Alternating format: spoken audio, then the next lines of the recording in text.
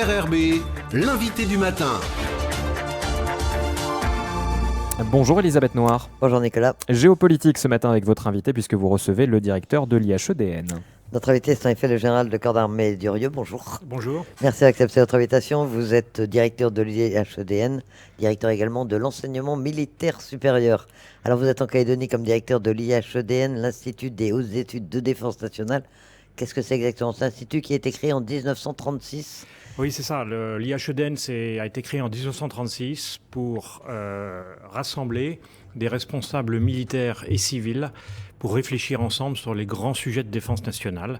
Et depuis lors, il organise des sessions, c'est-à-dire des moments de formation pour les futurs responsables, qu'ils soient nationaux, des futurs responsables en région, pour les jeunes ou pour des auditeurs internationaux également. Alors la particularité, c'est qu'il y a des sessions outre-mer régulièrement, et pour l'instant, il y en a en Nouvelle-Calédonie. Voilà, et donc on organise 6 sessions en région par an, dont une outre-mer. Et actuellement, il y a la 220e session en région en Nouvelle-Calédonie. Et également un cycle jeune qui commence ce matin. C'est le 125e cycle jeune et il commence en Nouvelle-Calédonie. Ces sessions outre-mer de l'IHEDN, c'est parce que les outre-mer sont un élément important dans la défense de la France?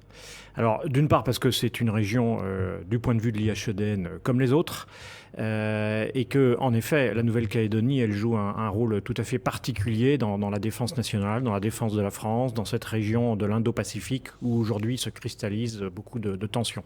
Alors vous êtes sur le territoire pour suivre cette session qui se déroule en Nouvelle-Calédonie. Ça se passe comment? Elle a été présente dans les 3 provinces et vous êtes allé partout, hein. Exactement. La première semaine a été à Nouméa. La semaine dernière, nous étions d'abord dans le nord, à Kouné et à Koumak.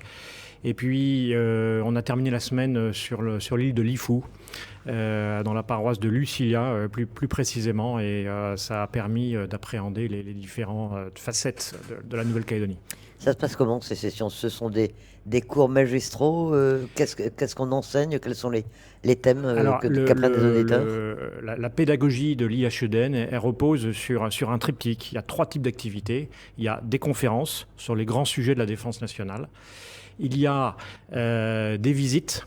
Et donc les auditeurs ont pu aller visiter les infrastructures militaires, mais aussi l'usine de nickel de Koniambo, par exemple, le centre de sécurité civile. Et puis il y a des séquences de travaux de comité, c'est-à-dire que les auditeurs sont par groupe d'une dizaine, et ils réfléchissent sur des sujets. Ils vont remettre un rapport aux commissaires et aux comsup à la fin de leur session. À qui s'adressent ces sessions et quel est l'intérêt aussi bien pour les auditeurs d'y participer que pour l'IHEDN d'avoir comme ça des participants dans toutes les régions et notamment outre-mer? Alors pour les sessions en région, ça s'adresse à des responsables ou des futurs responsables qui ont entre 35 et 55 ans. L'intérêt, il est multiple. Le premier, c'est de sensibiliser ces futurs responsables aux grands enjeux de défense et de sécurité nationale. Ce ne seront pas des professionnels de la défense, mais dans leur responsabilité, ils pourront avoir à prendre des décisions qui ont un impact sur la défense.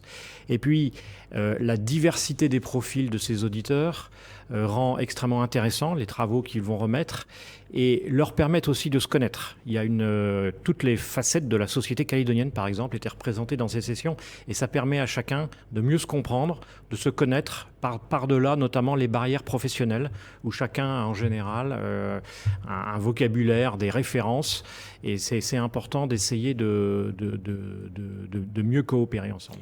On parlait tout à l'heure de l'axe Indo-Pacifique, c'est vraiment l'un des thèmes sur lesquels est axée cette session. Est-ce qu'on parle également de tout ce qui est maritime? Enfin, est-ce qu'il y a des thèmes spécifiques en fonction de l'endroit où ça se déroule? Oui, bien sûr. Là, les auditeurs auront l'occasion de réfléchir, de donner leur perception des menaces à l'horizon 2030, de réfléchir sur les conséquences du changement climatique, de réfléchir sur les ingérences étrangères. Je dirais que l'IHEDN qui envisage la défense nationale au-delà de la seule défense militaire est particulièrement pertinent pour penser les questions en Indo-Pacifique parce que ces questions, elles ne sont pas seulement militaires, on le sait tous, elles sont économiques, elles sont cyber, elles sont informationnelles, elles sont maritimes. Et donc il est important d'envisager les questions de défense nationale dans toute leur ampleur. Et de ce point de vue-là, je dirais que l'IHEDN est particulièrement bien adapté à la région. La prochaine session en Nouvelle-Calédonie, ce sera quand? Est-ce que déjà certains peuvent se préparer à la suivre? Oui, pour l'instant, ça devrait être dans 5 ans. Voilà. Et c'est une session de 3-4 semaines? Alors, la session pour les auditeurs de 35 à 55 ans, c'est 3 semaines. Voilà, et pour les jeunes, c'est 1 semaine. Ça commence aujourd'hui pour les jeunes. Pour les jeunes, ça commence ce matin. Alors vous-même, général, c'est la première fois que vous venez en Nouvelle-Calédonie. Oui, tout à fait. C'est un dossier que vous avez suivi un peu puisque auparavant, vous avez servi au cabinet de 2 ministres de la Défense et de 2 premiers ministres. Absolument, notamment le plus récemment, j'étais au cabinet militaire, j'étais le chef de cabinet militaire d'Édouard Philippe, puis de Jean Castex. Et évidemment, la Nouvelle-Calédonie est un sujet traditionnellement du Premier ministre. C'est un parcours militaire un peu particulier de se retrouver à servir comme ça en cabinet. Auparavant, vous avez fait toute votre carrière dans la Légion étrangère. Hein. Oui, absolument. Ça arrive à certains officiers, ça fait partie du cursus d'officier de temps en temps de pouvoir conseiller les hommes politiques sur les grandes questions militaires. Et alors, directeur de l'enseignement militaire supérieur, c'est quoi? Ça veut dire que vous supervisez tout ce qui concerne l'enseignement dans le milieu militaire? Alors, pas tout l'enseignement. Je m'intéresse à l'enseignement au-delà du grade de capitaine ou de commandant, pour être schématique.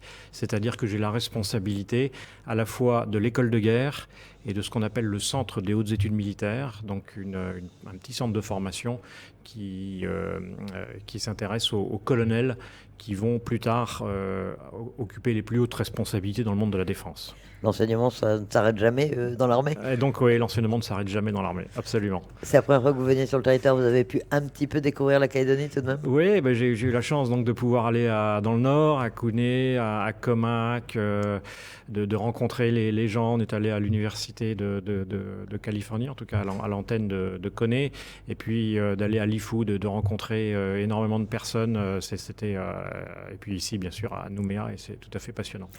Général Durieux, merci d'accepter notre invitation ce matin. Merci à vous.